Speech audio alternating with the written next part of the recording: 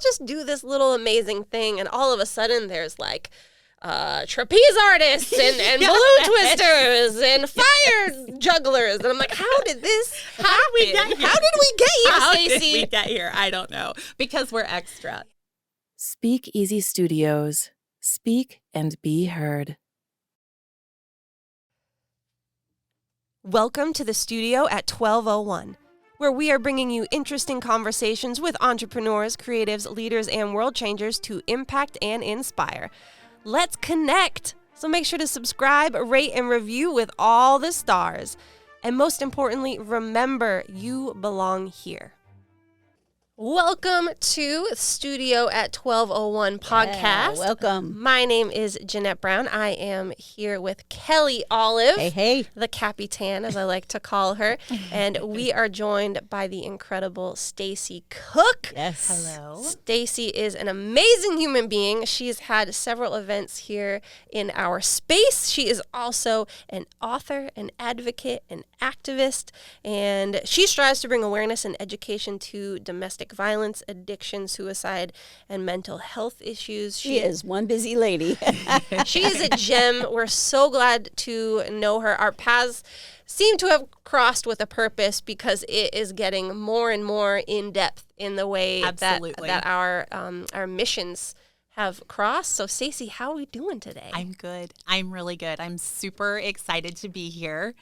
I just want you guys to know that I love you so much, and I truly consider this my home base. Like, this is Awesome. 1201 is where it all started for me. So, Yes. yeah, That's so cool. I'm really excited to be here. I actually want to hear about that because I just randomly met you when you first did your book signing here, but how did you find us? What was that journey like? It was so organic, the way that I found you guys. So I wrote and published my first book in June of 2021. And it's my story. It's called, it's part of the Bruised and Battered series, which is going to be a 5-part series. And volume 1 is Beauty and the Beatings. Wow. So it's my story of domestic violence. I told a story a little bit different than what most people are used to hearing. I shouldn't say most. A lot of what you're used to hearing when you hear about domestic violence is the horrific acts that women deal with and the things that they go through. And while that's very much a big, huge part of my story, another big part that we don't talk about are the horrible decisions that I made and the dark place that I went. There's this thing that happens when you leave and the people close to you think, oh, she's left and everything is good now. But I had lived in that chaos for so long that I didn't even know how to live in peace. So I started creating chaos for myself and abusing myself.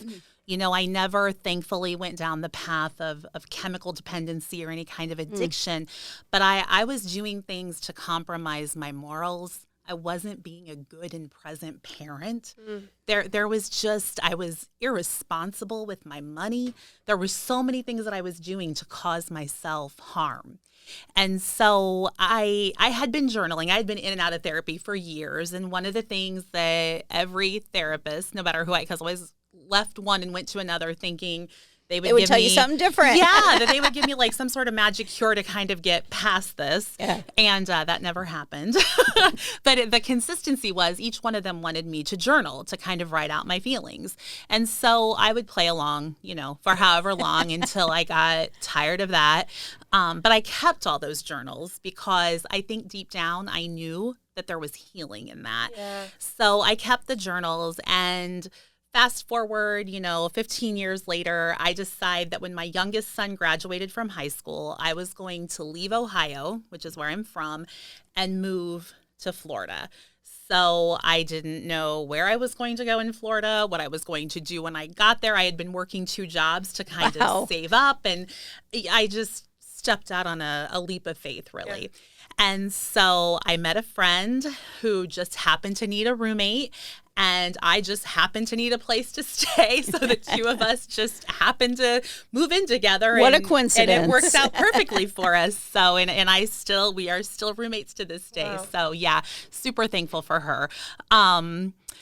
But so I moved here and I was working in Fort Lauderdale. I live in West Palm and I was making that commute to Fort Lauderdale 5 days a week. Yuck.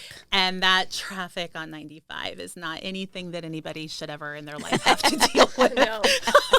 So, I'm with you. yeah. But when I was there, I met some amazing people and I worked with a nurse named Debbie. I did compliance for a home health agency.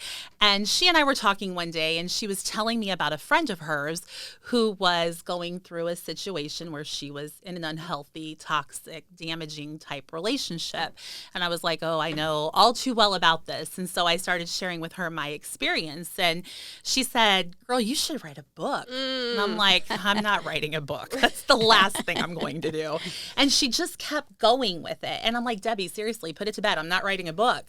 And so then one day it just kind of hit me and I'm like, why am I not writing a book? Like it's already there. It's in all these notebooks and journals. So I just kind of began the process of writing the book and putting all of that together. It was it was tough because reading through that, I was reliving all of those things. And again, reading what my husband and I had gone through was difficult. It was difficult to relive those moments, but it was even harder to relive the moments where I was being detrimental to my own well-being and to the well-being of my children. So I get done writing the book, I publish it, and then I decide, because I don't know if you know this about me or not, but I'm a little bit dramatic. We're learning. little extra. So I decided to go on tour. And this wasn't like a Michelle Obama tour or anything like that. It was 110% a Stacey Cook tour.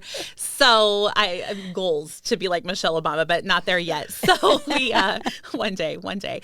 So I just get on Google and make a list of coffee shops, like all the coffee shops from Broward up to Martin County. And I just spent a Saturday calling them.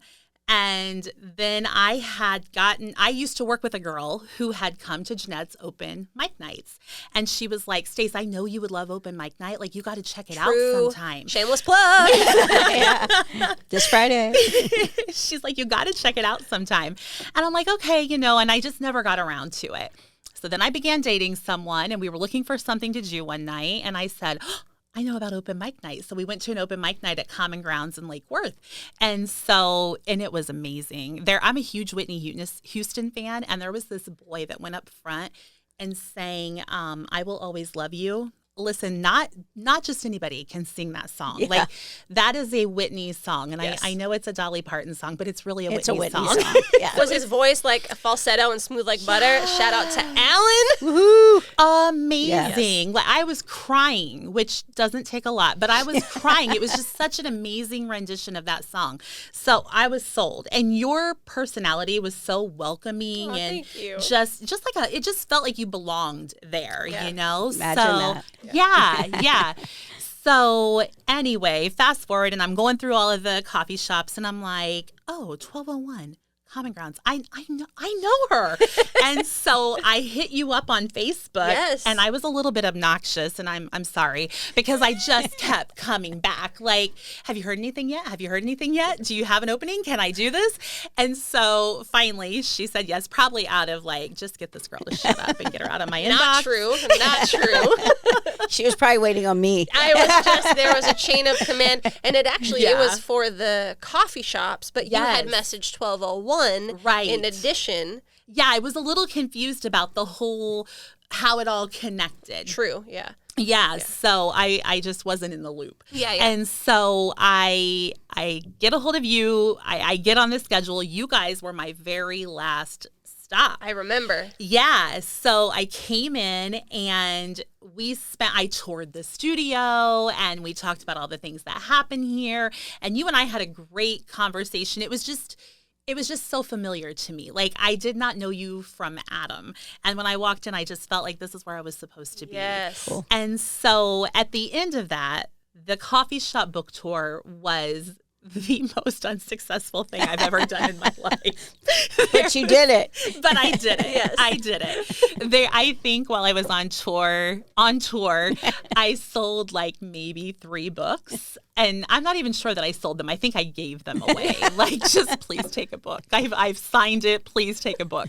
So, you know what? But if it planted a seed, it was never writing the book and going on tour. It was never about, getting rich or becoming famous. It was about spreading that message and telling that side of the story, because it's one that's so under discussed. And I think it's such a big part of the healing process. And like I said, there's this misnomer that, when a woman leaves, she's good. We don't have to worry about it anymore. She's out of the situation and she's good to go. But that's not the case. So it was important for me to tell that story. And even if the book tour didn't have the results that I had hoped, it was still a success, because along the way somewhere I touched somebody and I made this connection. Yes. So moving forward to 2022, I turned 50. Hey. And I'm just going to give everybody a minute to collect themselves, because I know this It's does not hard to look like believe. No. 50. At all. No. I'm just kidding.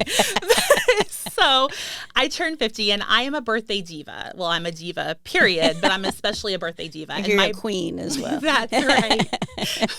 My birthday is in November. And so I call November the 30 days of Stacey, and I celebrate all 30 days long. As you should. Right. Well, in 2022, it was going to be the year of Stacey, because that was my 50th year. And it didn't really play out like this. Like, the whole having a job and responsibilities just gets in the way of me living my best life more often What than is not. that about? I tell you. Yeah. So anyhow, I'm sitting around one day feeling sorry for myself because I'm not on a beach in Jamaica or doing something fabulous. And I was like, you know what?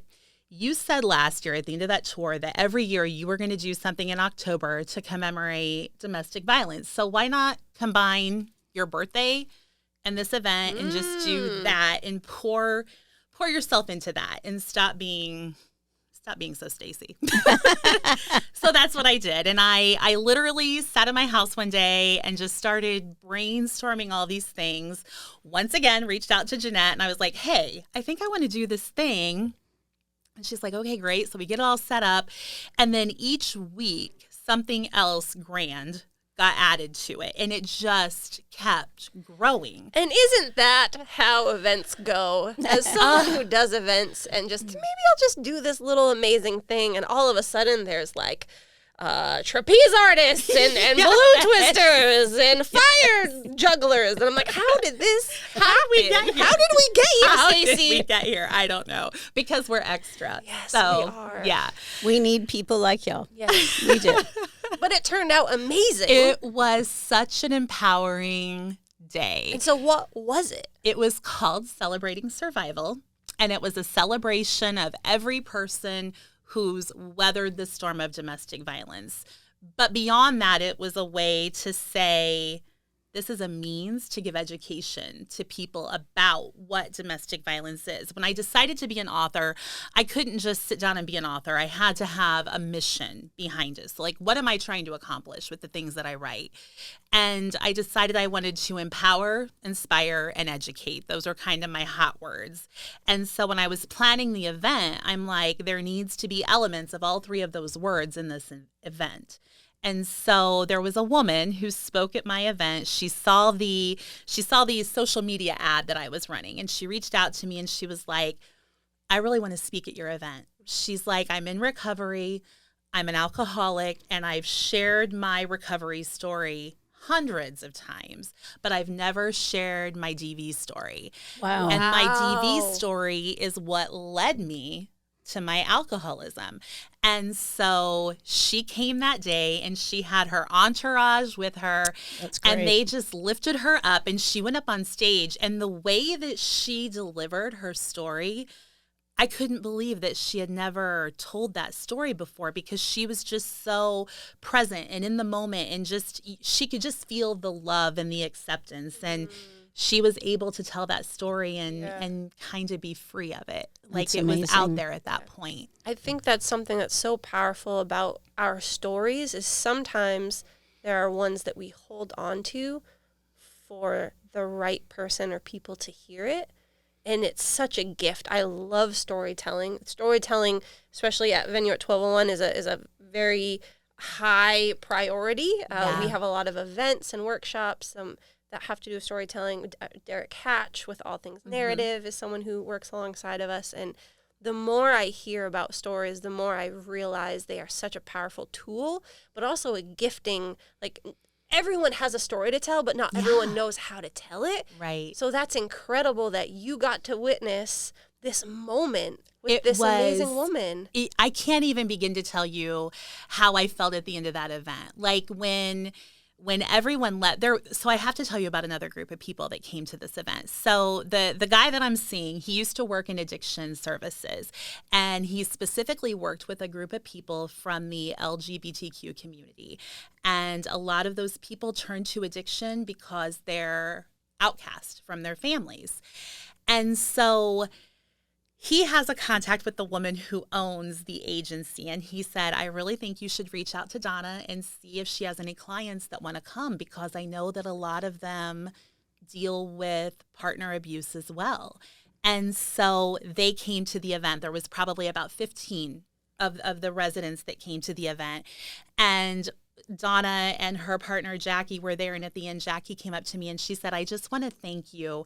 The residents are so empowered right now because they've never been to an event like this where they were treated just like everyone else. There was that whole inclusivity and that whole, we all belong here. And that's the mantra that hangs up front. And it's so true. It's so true. There was just such a welcoming feeling for everyone. There were people from all walks of life with all different backgrounds, all different experiences. And probably one of the most inspiring things for me to keep going with this and to build it beyond just the book, because honestly, that book has just completely exploded a whole new world of opportunity for me. Wow. So it showed me that there are so many people that this is their story. There's a sisterhood of us, it's a sorority, that there are so many women and men as well. Obviously I'm a woman, so that's my perspective, but not to say that this doesn't happen to men, because unfortunately no one is exempt from going through something like this. It seems like your heartbeat is really connecting with other women who have gone through this. Yeah. And that's okay. Yeah. So I always feel like I need to throw that out there, because I don't want anyone, because my whole thing is, inclusivity, and I don't want to let anybody out. But so when I was planning the event, I was reaching out to various vendors, like, can you do a balloon arch? Can you do a hedge wall? Can you do cupcakes? Can you do whatever? And they're like, you know what? This is my story. So I want to help. I want to, give you a discount on something or donate something, or can I come to the event? What else can I do? How else can I get involved? And I really think that's the secret, is just sharing. When you talk about the storytelling, not only is it healing for you to say it out loud, because then it doesn't have power over you anymore. Absolutely. And a lot of times those things that are dark about us, they do hold us down, and we were held captive by them. So when you kind of just say it and put it out there, you're owning it, and you're living in that full disclosure, and no one, including yourself, can hold that against you anymore, because you've spoken your truth. You're standing firm in your truth, and you're like, this is a part of me. It's not necessarily all encompassing of who I am. So I made bad decisions, and I have this ugly, dark part of myself, but it's not defining of who I am in this moment. And so when you tell that story, it's healing to you, but then it also encourages other people to do the same thing, to follow that lead and to share their story. Yeah. So that was what Celebrating Survival did. And I will say it from what you are saying, Stacey, but also from the outside perspective, it was so successful. It was amazing. And so now that you have that under your belt, right? It's 2023. Yes. So we've had some growth happen. We've had some exciting additions. Yes. One of those has to do with me and an event I'm putting on, which we'll talk about in a second. But what is next on the horizon for what you're doing? So I I am officially a business. I'm SL Cook LLC. So I've turned my name into a business. I had contemplated going down the path of That's nonprofit. so extra. I No, know, I'm just right? kidding. Isn't it? It's so Just Stacey. kidding. It's so Stacey. 110%. Yeah. But I have talked to Kelly about the nonprofit, going down that, and I'm just not there yet. You know, there's so many nonprofits that deal with domestic violence. So I've decided that my mission is just to kind of help them with what they're doing and enhance that, because so many of them do more than just domestic violence awareness or more than just victim services. They're multiple entities within one agency. So I want to just enhance that and give more to that. Great. Awesome. So yeah, so Celebrating Survival 2023 Hey. is underway, all the planning that goes with that. And here in Lake Worth, it's going to be at the Cultural Plaza between Lucerne and Lake Avenue, that park Which right is there. a much bigger Yeah. endeavor. Yes. Yes, yeah, it's huge. It's huge. It's a little frightening how huge it is, to be completely honest. But we're going to be there October 21st. It's a free community event. There's going to be a kids zone and a resource center with various, the YWCA is going to have something there. I'm hoping to have someone from the Homeless Coalition, somebody from Addiction Services. So just a little bit of something that touches every realm of what happens when you're going through domestic violence. We're going to have food trucks, a vendor fair, entertainment throughout the day. That's great. So, yeah, and I'm probably going to hibernate when all that's done. For like a week, you know. Which is also another absolutely valid part of event planning. Yeah. It's the after cocooning. Yes. Yeah. After the event last October, I really thought I was going to have to be hospitalized. You know how they talk about celebrities that are exhausted and they go into like respite care, because I'm like, how do I get that? Like, does my insurance cover that? Because that's where I'm at. I'm so tired. But you So- pour out your entire being into your events because it means so much to you. Right. It's an so I extension. get that. Yes, I totally understand. And by the way, anybody who needs event planning advice needs to sit down with you. The most golden thing you said to me, there were two. Yes. Don't look at your phone the day of the event. Yes. Because inevitably you're going to have well-wishers who mean well by telling you I can't make it, and your phone is inundated with that, and then you begin panicking that everything you just did will be attended For by naught. you and your three best friends. Yeah. The other piece was, don't think you're going to have time after you get done decorating to go home and shower and get back. You were 110% right. I barely had time to make myself look like I didn't crawl out of a canal and come in. Sink showers are absolutely a thing. They were so a Freshen thing. up. Yeah. You bring what you need. Yeah. You make it happen. Yeah. And you don't cut yourself off at the knees. Trying so much wasted time going all the way home when there's so Yes. much to do. Just plan to not do that. Yes. I'm here for you. That was golden advice, and I am forever great. I think that's going to be in my next book. If you're planning an event, go see Jeanette. I accept this award on Yes. behalf of Venue at 1201. Go ahead. I Kel. was going to say, segueing into our next really cool event that has to do with both of you. Yes. Let's hear about this. So it's amazing. Stacey Cook, if you are listening and not watching, is wearing a shirt that says "Empower the Women Around You." Yes. And for the last 6 years, I have curated an event for girls, created by girls, called the Girls Mic Night. And Powerful. it's a night to empower women, especially young women, to offer up role models in our community focused on the arts. But within that, like we were talking about stories, sharing our stories so that everyone who attends can understand that we are not an island of isolation, which so often you feel, but we are surrounded by a sisterhood. It's such a beautiful event. It's one of my most talked about, requested events that happens every year. It's been consistently in partnership with Dare to Be a Girl, which is an amazing organization, but they're just not really active right now. And so I'm taking it on my own to do. And so we at 1201 have put together some various sponsorship opportunities because we want this to be so powerful and impactful for this 6th year. And I put it out there. into the World Wide Web, if you will. And 2 minutes after I posted, I got a message from none other than Stacey Cook, Author, advocate, activist Stacey Cook, and dear friend.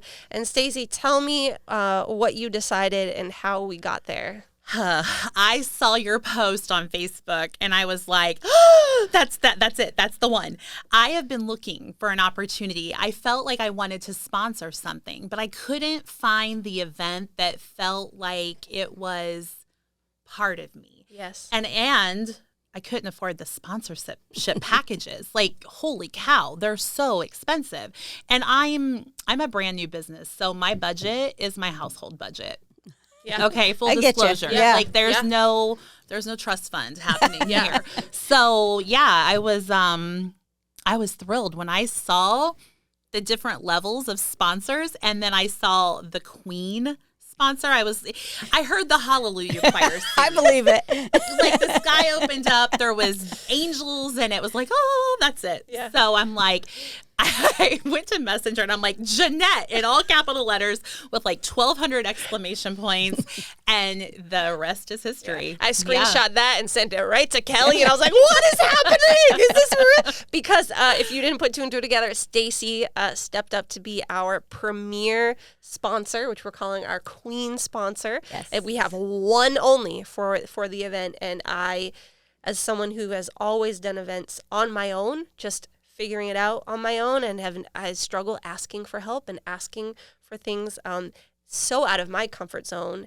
And what an amazing thing to have my prayers answered, but to hear that, like, you walking in it as well. Well, yeah, I was going to say, it's not like, wow, that's great, you're going to be our sponsor, but it was something that you want, that you've been desiring to do. Yeah. And how cool is that? It's been on my heart. Like, honestly, I've been praying about it. Like, please just show me the one, because I know. And then just who would think the answer to a prayer would be found on Facebook? Right, but there it was. Yes. There it was. Yeah. And that kind of comes full circle, because as you were saying with this big event that you had done for the first time, it was going to be just, we'll see what happens. And you simply started asking for help for different people, organizations to step up. And all of a sudden it was this incredible event. Yes. Can I speak for you? Can I give you this? People want to help. Yeah. So, Absolutely. That, I think, would be kind of something to walk away for me is ask. It doesn't hurt to ask for help. If you are in a situation that you need to get out of, you are not alone. You are not isolated. Ask for help, because there absolutely is a sisterhood, a brotherhood of people around you. But also in the event world, in whatever you're doing, it doesn't hurt to ask. Whatever a need you might have, put it out there. See what people pick up. But I want to pitch it to you, Stacey. What is a takeaway as you've walked through this journey so far? What's something, either a lesson you've learned or a piece of advice you want to give to our listeners? I think the biggest thing that I have is just, I'm a dreamer, and I am a big dreamer. Like, my dreams are not small, they're huge. And throughout my life, that's kind of been positioned as sort of a negative thing. But I think if you don't, somebody has to dream big, or big things would never happen. So why can't that person be you? So just keep dreaming big. Yes. And one failure is that wasn't the one. Don't give up. Just keep going. So good. Just keep going and align yourself with people that support that and will encourage you to dream even bigger. So yeah, I think that's my biggest piece of advice. Is just don't give up and dream big. I want to know how people can get involved to help with your mission. Yes, absolutely. I have a website. It's slcook.org. So there's a way to contact me on there. All of my contact information is there. The links to all my social media are there. You can text or call me. It's 561-363-1774. I practiced that on the way over. Okay. Play it back if y'all didn't get it. Right. You can email me. It's talktome@slcook.org. So yeah, I'm really, really accessible, and I'm always, because I am one person, I have a front row. They show up to everything and they're amazing. But I lean really heavy on them. So I know they would be, if they were here, they'd be like, yes, please call her and tell her you want to help because we're tired. So. That's real. And do you have a date for your event? This is October? Yes, October 21st. October 21st. Excellent. So if you want to come out to that, and also if you want to come to the girls' Mike Night, if you are a lady listening and you want to come out to a community event, that is a Saturday, April 29th here at the venue at 1201. And we're going to be spotlighting Stacey and what she does in some really artistic ways as our premier sponsor. But also it's such a beautiful night of stories and empowerment. So special. Yeah. I'm really looking forward to it. Me too. Yeah. And Stacey, I'm so glad to know you. You are a queen. Yes, Thank you are. You are a queen, and you are just extra enough. You're amazing. Don't ever change. Thank you. And what a beautiful thing to see you here, having gone through everything you've gone through. And you still dream big. Yes. I love that. It feels good to be here. It honestly, the difference is just connecting with my word for 23 was connected. And I'm telling you, every day there's another connection. So you just got to put it out there. Yes. So we're celebrating alongside with you, and I can't wait to see what comes next. I'm excited too. All right, y'all. Thank you for tuning in. Yes. Until next time, Talk Jeanette to you Brown, later. Kelly Olive, and our guest, Stacey Cook, here at the studio at 1201, powered by Speakeasy Studios. Thanks for listening. Remember to rate, review, subscribe, and join us for the next episode.